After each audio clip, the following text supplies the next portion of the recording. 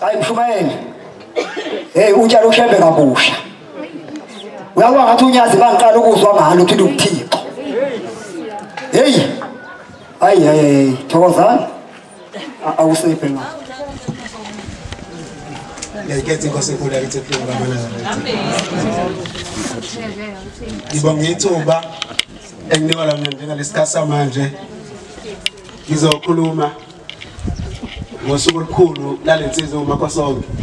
Ngikhulumela ke abaculi basemhleni. Ngizocula ngiyixolisa. Kodwa phela ngingakhuluma kancane noMakhosonke ngoba ngibonile nami. uMakhosonke befika kuthina lapha sisebenza umsebenzi osezulwini. Afika agide kakhulu. Ngicabanga ukuthi lento ebenziwa uMakhosonke ngathi asikayenzi. Asikayenzi benziwa uMakhosonke ngicela khona insizwe engizicela noma sengiqeda ukucula. Sizama ukwenza lento ebenziwa uMakhosonke. Ngithi ngiyabuka ngathi besingakayenzi yona. Ngathi besisenze okunye. Kufanele ukuthi niyabhimba. Khona insizwa esiyicelile engiyicelile la ukuthi hayi kweshaya unyawo nje kubonakala ukuthi uMakhosonke lo mgidi abewuthanda iwona muphi. Ngene ilanga ngithe ngicula lapha uMakhosonke wangena wacula kanye nami ngicula emcimbini wenkosi inyanga yezulu. Ingakho nami ngila ngithi hayi no angizoliphezela iqhawe. Phakama ku phakama uphakama ngegama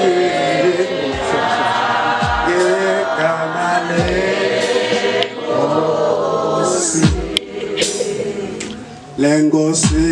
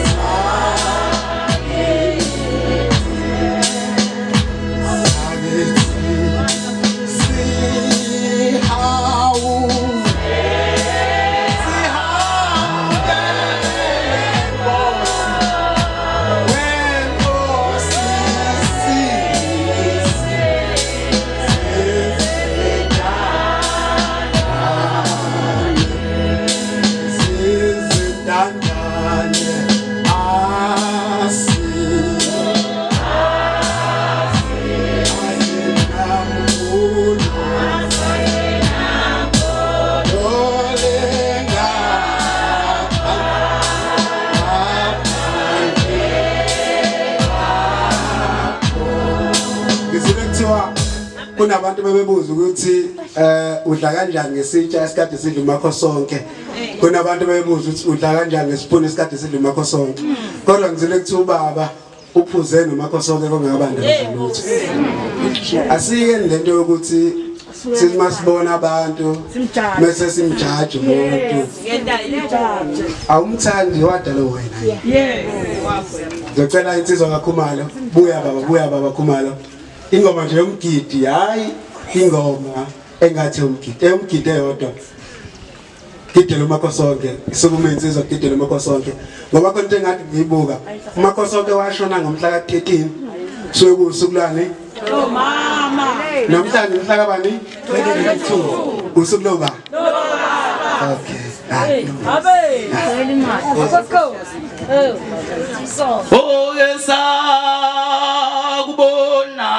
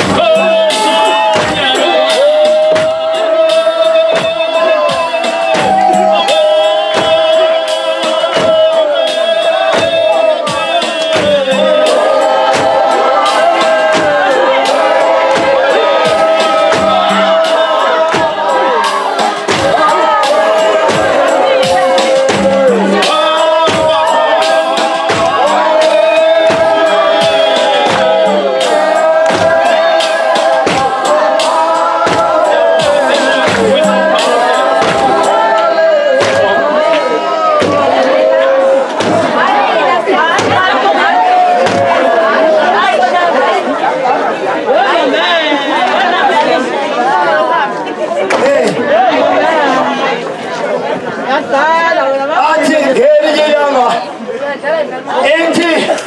ithi nyanga yezulu thina boshebe ngasifuna isibongo ngaphesheya kwethu ethi mawumuntu ezongena ezulwini ubonakala esasemhlabeni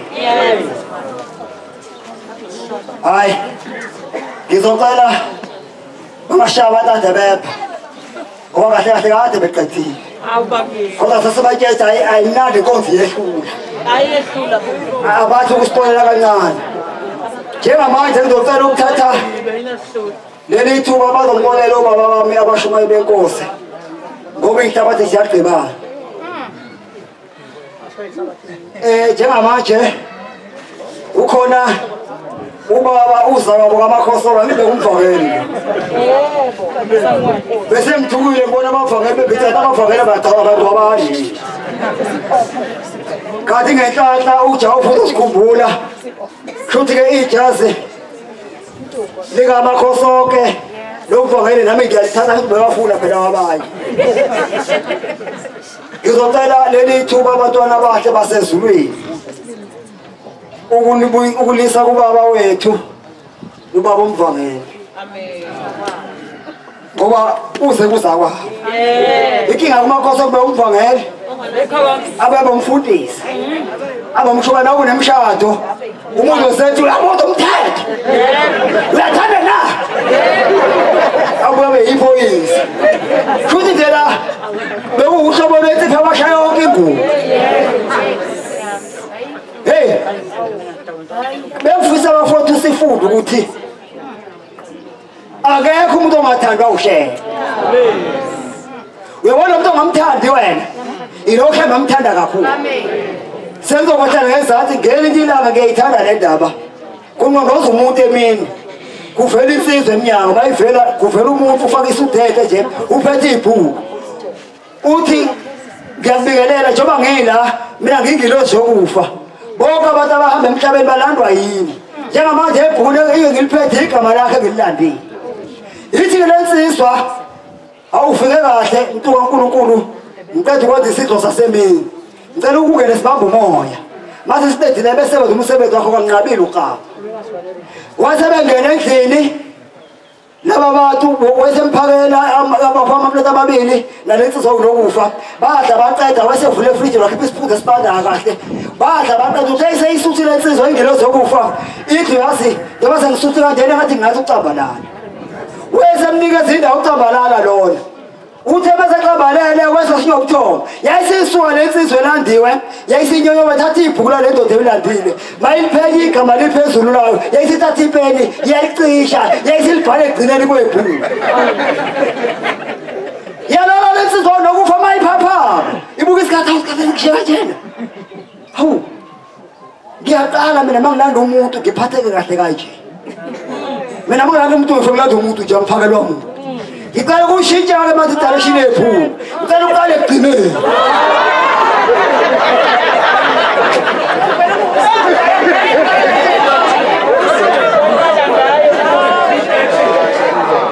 ubetha ubalekela ukufa kanti vele sekufikile kuMakhosoke bese kufike wona ukufa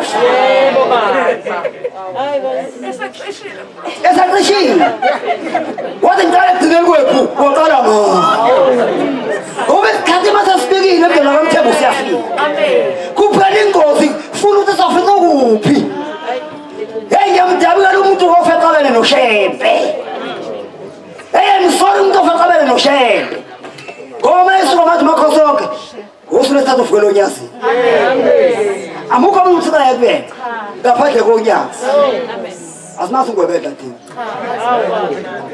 asathe ngisho idokodo lakhe ebuhleni sazi unyazi thina angithi abonyazi thina angithi abonyazi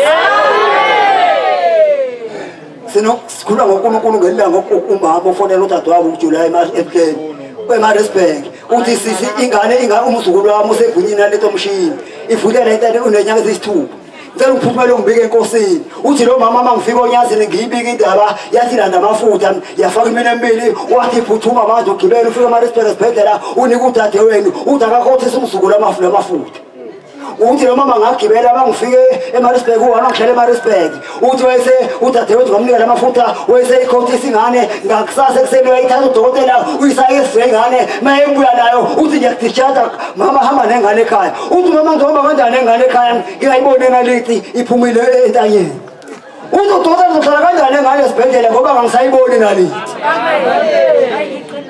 hayi hamba kwabehle kodwa yithi baba mvakelo wenkosi baba makhaya